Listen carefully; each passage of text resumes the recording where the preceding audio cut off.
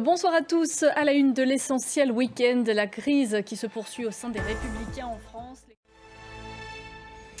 Éric Ciotti dirige donc toujours ce soir le parti Les Républicains. La justice a tranché, ou plutôt elle n'a pas tranché. Il précise également que les Républicains présenteront des candidats indépendants aux élections législatives des 30 juin et 7 juillet prochains. L'entêtement de M. Ciotti est sans effet sur la réalité politique, est-il écrit. Guerre ouverte à droite, donc unité à gauche. En revanche, fraîchement réunis sous la bannière du nouveau Front populaire, les principaux partis de gauche ont dévoilé aujourd'hui leur programme commun. Seule manière, selon eux, d'empêcher la victoire du Rassemblement national aux législatives. Un programme qui se veut en rupture totale avec la politique d'Emmanuel Macron. Alexandre Pérou.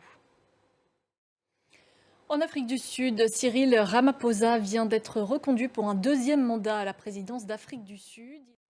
Direction à présent l'Italie. Depuis jeudi, les chefs d'État et de gouvernement du G7 sont réunis dans les Pouilles. Ils tentent de s'accorder sur plusieurs sujets brûlants comme l'Ukraine, la Chine ou encore Gaza. Une déclaration finale devrait être publiée à l'issue de ce sommet et on a déjà une petite idée de ce qu'elle contiendra. Nina Masson.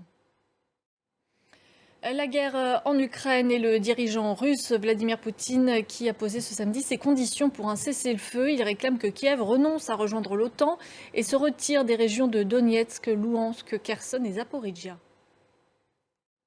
À la guerre entre Israël et le Hamas, les bombardements israéliens ont principalement visé la ville de Rafah ce vendredi. L'État hébreu affirme y avoir éliminé des terroristes et détruit des sites d'infrastructures du Hamas.